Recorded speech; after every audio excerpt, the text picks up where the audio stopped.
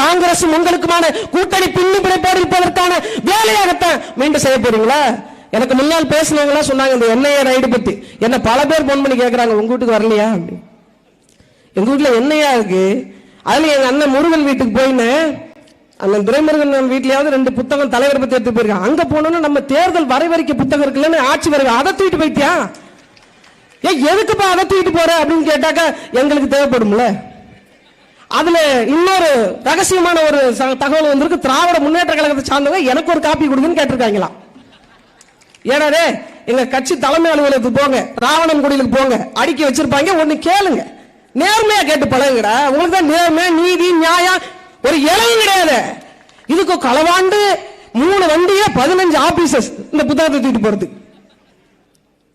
இல்ல. என்ன கேக்குறாங்க, ஒரு 4-5 வண்டி வாசல் நின்னா கூட சந்தேகம் வந்துரும் போல.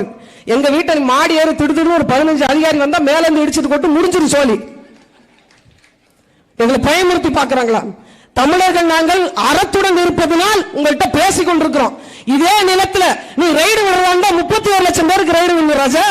31 லட்சம் பேர் இருக்காங்க தமிழ்நாட்டில், அத்தனை பேருக்கு ரைடு விடணும். ஏன்னா 50 பேரும் நாங்க இந்த நிலத்தில் புலிகளாக வாழ்ந்து கொண்டிருக்கிறோம். தமிழ்நாடு அரசுக்கு முதலமைச்சர் அவர்களுக்கும் தார்மீகமா நேர்மையா கோரிக்கை வைக்கிறோம். இவர்கள் 4 பேரும் விடுதலை செய்யுங்க. ஒரு உயிர் போனாதான் இந்த இடத்துல நாங்க எல்லாம் கிடைக்கும் அப்படின்ற சூழல்லாம் மாறி போச்சு.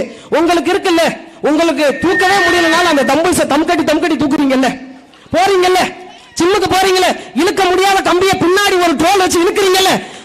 ஆனால் நடைபயிற்சி மேற்கொண்டே ஆக வேண்டும் என்ற சூழல் இருக்கக்கூடிய எங்க அண்ணனுக்கு ஏன் இந்த வாய்ப்பு கொடுக்க கூடாது? நீங்க அந்த இடத்துல இருப்பீங்க.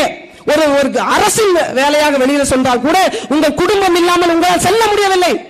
ஆனா நாங்க 32 வருஷ காலம் என் பிள்ளை எப்படி இருக்கிறான், என் பேரப்பிள்ளை எப்படி இருக்கான், என் அம்மா எப்படி இருக்கா, அவ என்ன நோய்வாய்ப்பட்டு இருக்கா, கடைசி காலத்தில் அவளுடைய உயிர் பிரியும் போது என் மடியில் பிரியணும் அல்லது என் உயிர் பிரியும் போதாவது ஒரு வாய் கவலை சோறாவது என் குடும்பத்தோட திங்கணும். அந்த மக்கள் ஏங்கி தவிக்க மாட்டாங்க.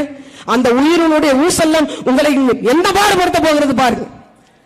இந்த ஒட்டுமொத்தமா நாங்க கேட்டுக்கொண்டே இருக்கிறோம். அது அப்படியே நீங்க கடந்து போயிடலாம் நினைக்காதீங்க. வரக்கூடிய தேர்தலில் தமிழ் மக்கள் இதை வைத்து விழித்துக் கொள்ளணும்.